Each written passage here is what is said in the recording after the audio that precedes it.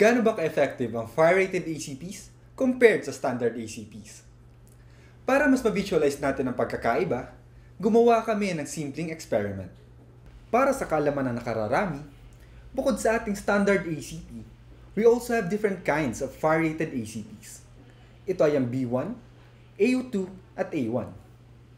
Dito ay gumamit kami ng blowtorch at itinutok namin ito sa mga sample panels.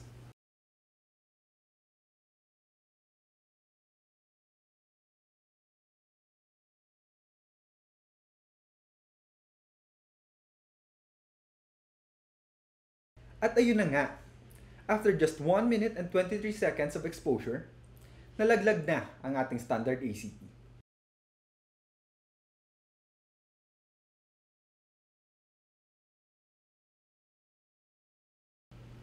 Sumunod na rin ang ating B1 fire-rated ACP after 2 minutes and 42 seconds of exposure.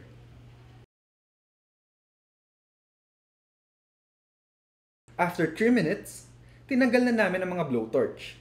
At kung mapapansin nyo ang difference between the two remaining panels, mas mabilis na namatay ang apoy sa ating A1 sample kumpara sa ating A2.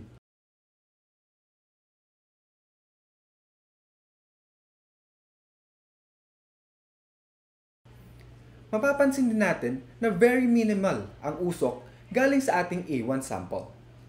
After 3 minutes of exposure sa apoy, ito ang naging estado ng ating mga panel samples. Sana'y nasagot namin ang iyong katanungan.